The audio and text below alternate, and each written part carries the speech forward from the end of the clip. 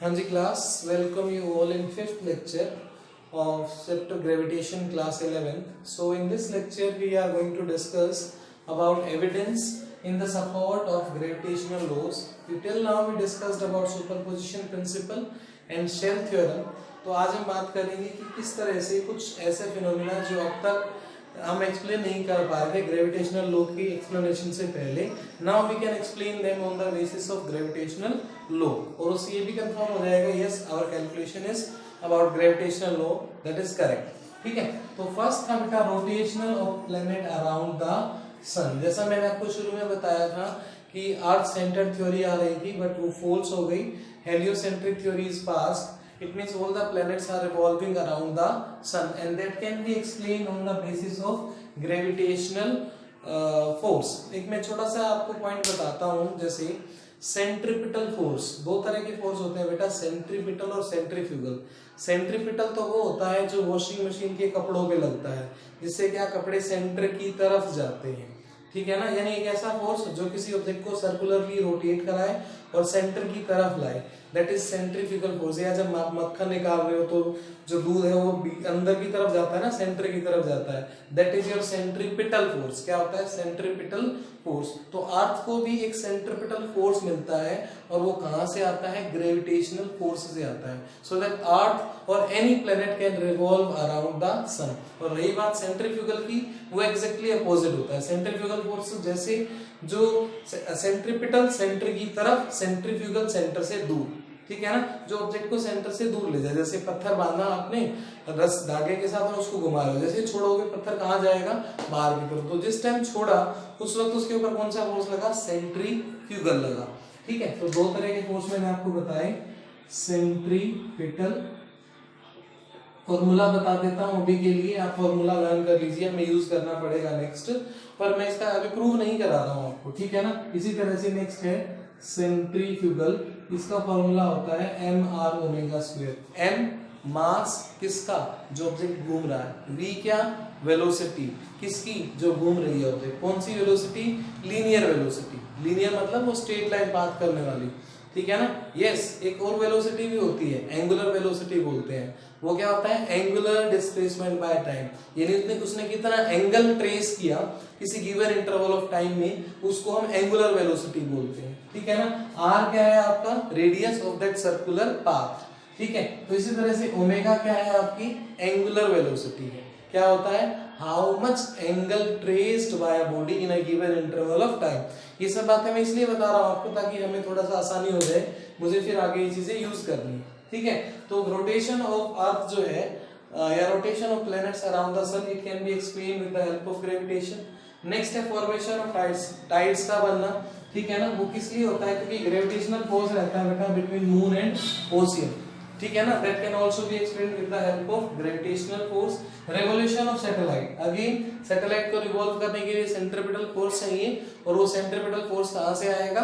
वो आएगा आपकी ग्रेविटेशनल फोर्स से आएगा। ठीक है, एग्जिस्टेंस ऑफ एटमॉस्फेयर। अब एटमॉस्फेयर किसकी वजह से एग्जिस्ट करता है? ग्रेविटी फोर्स की वजह से एग्जिस्ट करता है, क्योंकि अर्थ, ग्रेविटी क्या है बेटा? एक special type of gravitational force है जो अब किसकी वजह से लग रहा है?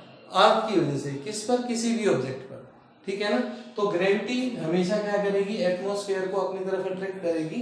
ठीक है ना, इसलिए नीचे एटमॉस्फेयर डेंस होता है, ऊपर थोड़ा सा रेयर हो जाता है। आपने सुना होगा पहाड़ों पर जाए तो ऑक्सीजन लेवल कम हो जाता है, या गैसों का लेवल कम हो जाता है, गैसों की डेंसिटी कम हो जाती है।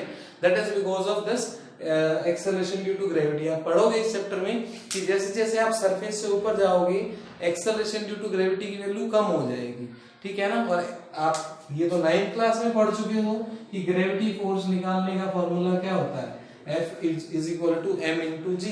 और अगर एक्सेलरेशन ड्यू टू ग्रेविटी जैसा मैंने बताया आपको कि हम सरफेस से ऊपर जाएंगे तो g कम हो जाएगा, तो g कम हो जाएगा तो बेटा फोर्स भी कम हो जाएगा। मैं एक बार फिर बता रहा हूँ इस पॉइंट को। मैंने बोला existence of atmosphere is because of gravity. Gravity क्या है? स्पेशल टाइप ऑफ ग्रेविटेशन, जो कौन लगाता है? अर्थ। किस पर? किसी भी ऑब्जेक्ट पर। तो अर्थ भी किस पर लगाया? गैसियस इन्वेलप पे लगाया, जिसकी वजह से गैसियस इन्वेलप अट्रैक्ट हो गया। ठीक है ना, फिर मैंने साथ साथ ये बोला कि अगर हम पहाड़ों पर जाते हैं तो ऑक्सीजन लेवल कम हो जाता है या गैसों की डेंसिटी कम हो जाती है। तो इसका मतलब क्या है कि ऊपर जाएंगे तो क्या हो रहा है, ग्रेविटी कम हो रही है। अब ग्रेविटी फोर्स का फॉर्मूला क्या होता है, F = mg। ये आप 9th क्लास में भी पढ़ चुके हो। तो अब m तो कम होगा नहीं बेटा, मास तो कम होगा नहीं गैस का, तो क्या कम होगा, एक्सेलरेशन ड्यू टू ग्रेविटी। ये आप इस यूनिट में पढ़ोगे कि एक्सेलरेशन ड्यू टू ग्रेविटी की वैल्यू अगर हम अर्थ सरफेस से ऊपर जाते हैं तो कम होती है और नीचे आते हैं तो भी कम होती है, हम प्रूव करेंगे। अच्छा, एक क्वेश्चन है जो आपको कमेंट में आंसर करना है, वो ये कि आप लोग अर्थ सरफेस पर रहते हैं या अर्थ में रहते हैं। I repeat, where you are living, on the surface of earth और इन द अर्थ, ठीक है ना, ये आपको आंसर करना है कमेंट में। अच्छा, नेक्स्ट है रेन ड्रॉप्स होगा, rain drops fallen down due to gravity. Rain drops भी कहाँ गिरती हैं, नीचे की तरफ, और ये भी किससे एक्सप्लेन होगा बेटा, ग्रेविटी फोर्स से। ग्रेविटी क्या है, एक तरह का ग्रेविटेशनल फोर्स है, ठीक है। अब मैं एक न्यूमेरिकल कराता हूं आपको सुपरपोजिशन प्रिंसिपल के लिए, बड़ा इंटरेस्टिंग और फेमस सा क्वेश्चन है वो, देखिए, ठीक है। कर दो इसे इरेज, चलिए देखो बेटा, न्यूमेरिकल क्या है, आपको बोला कि एक इक्विलेटरल ट्रायंगल है। देखिए, ये एक इक्विलेटरल ट्रायंगल है, बीच में बनाता हूं उसको।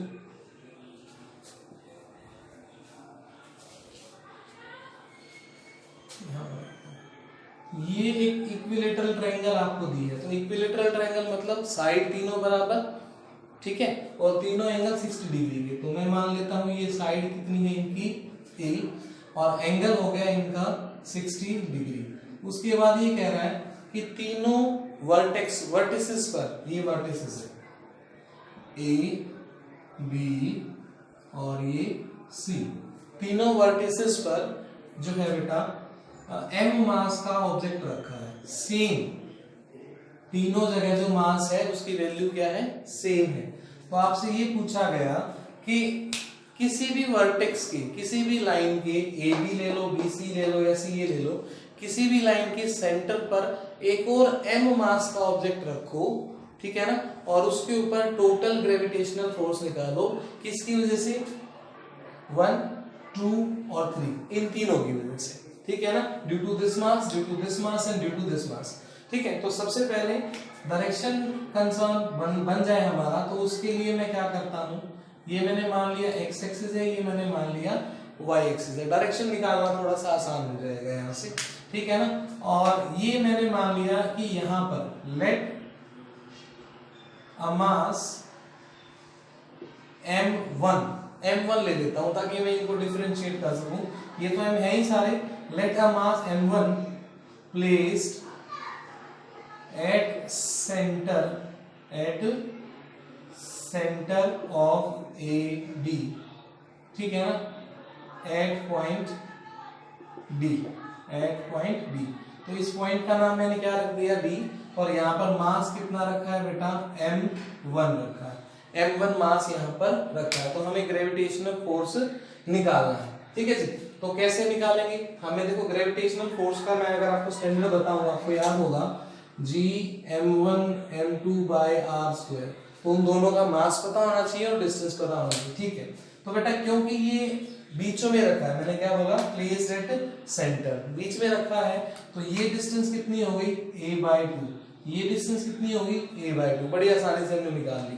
पर अब दिक्कत कहाँ आई, ये डिस्टेंस कितनी है, ये डिस्टेंस कितनी है, ये निकालनी पड़ेगी ना, क्योंकि फोर्स तो इसकी वजह से भी निकालना है, फोर्स इसकी वजह से भी निकालना है, फोर्स इसकी वजह से भी निकालना है। तो दिस डिस्टेंस a/2 सेंटर में का डिवाइड कर दिया।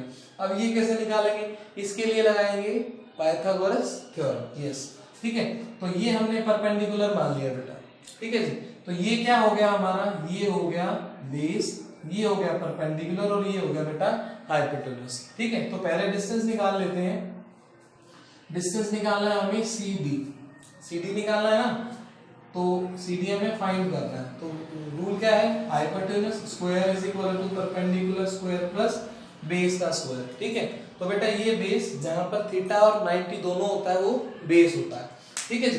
तो हाइपोटेन्यूज ये परपेंडिकुलर, ये बेस और ये हाइपोटेन्यूज। हाइपोटेन्यूज कितना है a, ये कितनी वैल्यू है a है तो a स्क्वायर, ठीक है। परपेंडिकुलर कितना है निकालना है, और बेस कितना है आपका a/2 का स्क्वायर। तो परपेंडिकुलर स्क्वायर कितना हो जाएगा बेटा a square minus a square by 4। तो ये कितना बचेगा आपका, ये यहाँ से आ जाएगा 4, अगर आप एलसीएम ले लोगे तो 4a square minus a square ये बनेगा 3a स्क्वायर बाय 4, ये बन गया 3a square by 4 is equal to perpendicular square. तो यहाँ से परपेंडिकुलर की वैल्यू मैं लिख देता हूँ √3a/2, ठीक है ना। ये हमारे पास डिस्टेंस आ जाएगी। सिंपल पाइथागोरस लगाया है मैंने, कुछ भी नहीं किया, ठीक है।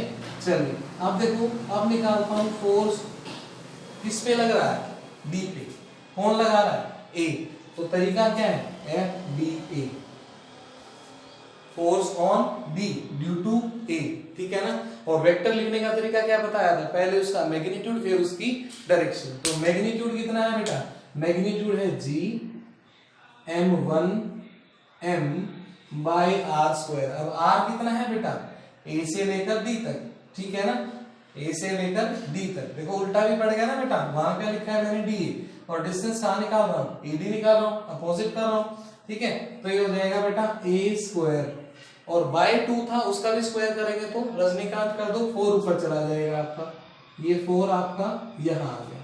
a स्क्वायर बाय 4 करते हैं ना, 4 ऊपर चला गया, ठीक है। अब इसकी डायरेक्शन देखो, अब देखो बेटा ग्रेविटेशनल फोर्स हमेशा अट्रैक्टिव नेचर का होता है, हमेशा अट्रैक्टिव नेचर का होता है। किस पे लग रहा है डी पे, तो किधर लगेगा इस डायरेक्शन में लगेगा। कौन लगा रहा है ए लगा रहा है ना, इस डायरेक्शन में लगेगा। तो ये कौन सा एक्सिस है बेटा आपका, है तो एक्स एक्सिस ये पूरा, पर कहाँ आ रहे हैं इधर आ रहे हैं। तो क्या लिखूंगा भाई नेगेटिव एक्स एक्सिस। तो नेगेटिव एक्स एक्सिस को लिखा जाता है -g। अभी के लिए समझ लो, एक्स एक्सिस के लिए आप लिख दो i, y एक्सिस के लिए लिख दो j, और z एक्सिस के लिए लिख दो k, i j k x y z, ठीक है ना।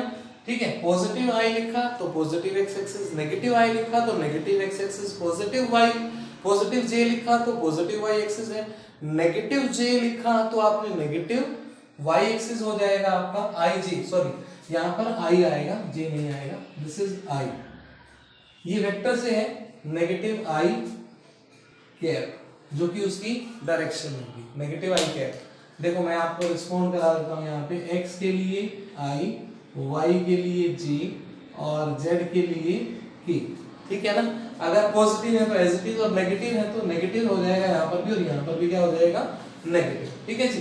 तो इसी तरीके से अभी हमें दूसरा फोर्स निकालना है बेटा। दूसरा फोर्स कैसे निकालेंगे, वो हो जाएगा force on b, force on d due to b, force on b due to b। तो फिर से वही मैग्नीट्यूड लिखेंगे इसका। मैग्नीट्यूड क्या बेटा, मैग्नीट्यूड तो सेम आएगा क्योंकि g कांस्टेंट है, m कांस्टेंट है, m उतना ही है, और डिस्टेंस भी कितना है a/2। तो ये तो मैं एज इट इज लिख दूं 4gm1 m/a²। अब ग्रेविटेशनल फोर्स अट्रैक्टिव, तो डायरेक्शन कौन सी होगी, d कहां जाएगा, उधर जाएगा। ये कौन सा एक्सिस है, पॉजिटिव एक्स एक्सिस है। कौन सा है, पॉजिटिव एक्स एक्सिस है। तो यहाँ पर क्या आ जाएगा +i कैप, ठीक है ना, प्लस का रहेगा ये। अब दूसरा निकालना है आपने force on d due to c, ठीक है, force on d due to c। तो देखिए यहाँ पर क्या होगा बेटा, force on d due to c, d के ऊपर c की वजह से, ठीक है।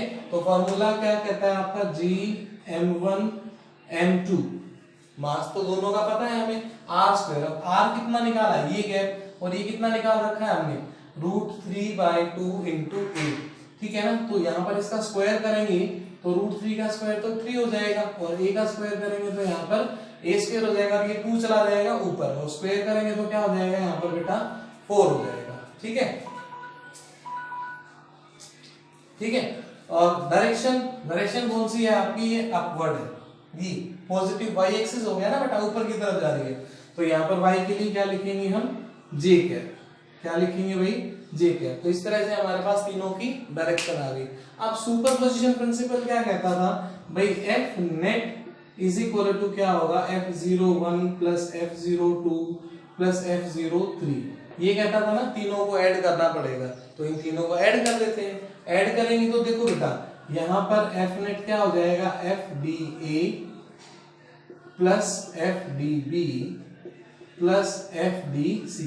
इन तीनों को क्या करो, ऐड। अब जरा देखो ये दोनों क्या है, सेम मैग्नीट्यूड है दोनों का, 4gm1m 4gm1m बाय ए स्क्वायर, दोनों का मैग्नीट्यूड सेम है, बट डायरेक्शन कैसी है, अपोजिट है।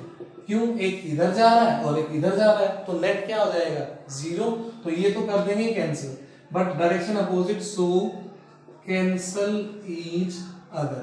डायरेक्शन का फायदा हुआ ना, एक दूसरे को कैंसिल कर दिया, तो नेट फोर्स कितना बचा, सिर्फ ये वाला वैल्यू लिख दो। क्या वैल्यू है, 4/3 a स्क्वायर gm1m और g कैप, और साथ साथ क्या पता लगी उसकी डायरेक्शन, यानी इस पर नेट फोर्स कहाँ लगा, ऊपर की तरफ लगा। ठीक है, इसी तरह से आप यहाँ पर रख के देख लेना, कैलकुलेट कर लेना, यहाँ पे रख के देख लेना और कैलकुलेट कर लेना।